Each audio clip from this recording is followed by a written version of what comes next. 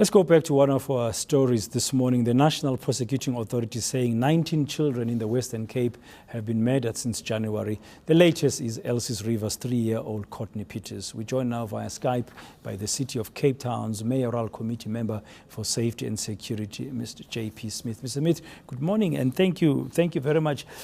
Just in trying to deal with this issue, with the scourge of violence against children, there are growing calls for a commission of inquiry in the Western Cape. Do you support that?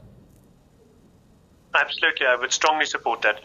We are on record as the city, along with the provincial government, of saying that a very serious problem for us is the failure to achieve convictions on any of these cases.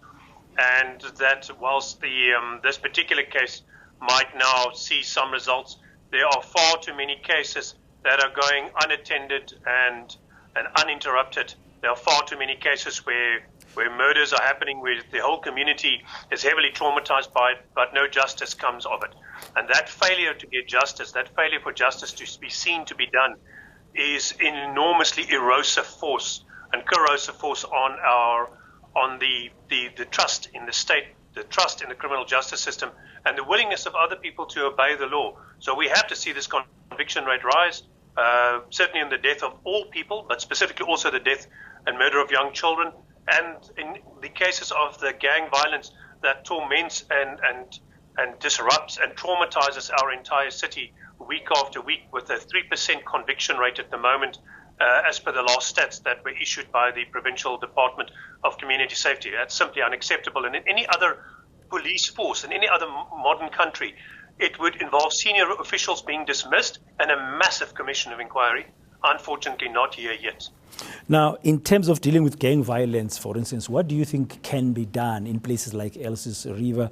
We had a colleague of ours, Annika Larsen, spending some time there and talking to ordinary citizens, and really some of them telling us the horrific stories in that area, which they say resembles a war zone. What do you think can be done on the ground, and whose responsibility should it be? Is it national government? Is it provincial government? Is it the national police? Is it the local authorities there?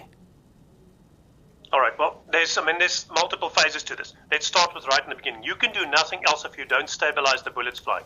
If the police are not interceding, arresting the perpetrators and charging and convicting them, and they keep on running around, that's what a 3% conviction rate means, that one in 33 cases are being brought to justice, then you can do nothing of the other stuff required to make that community whole again.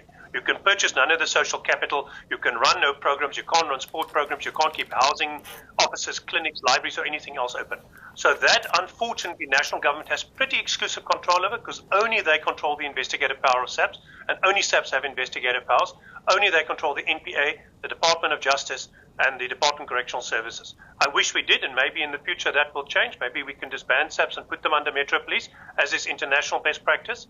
But at the moment, this is as it is. And in the long run, we would like to see that change. There are a whole range of things that the city is running, and we're busy now launching what we call the Neighbourhood Safety Team, which will see large saturation police forces deployed from the city's Metro Police and law enforcement side in 2 of the 10 worst high-risk communities. And over the next 5 years, we want to cover all those 10 most problematic police stations in the city and drive their levels of violence down, so that we can once and for all see them drop out of the top 10, because it is disgraceful that these same cities sit there year after year, and it is an unpalatable situation for the city. So we are taking ratepayers' money and interceding in a problem that, quite frankly, taxpayers' money should be paying for, but we're going to do it, and we've been doing it for the last few years, which is why, through our gang and drug task team and other interventions, we've seen the levels of violence, gang violence specifically, slowly but surely drop.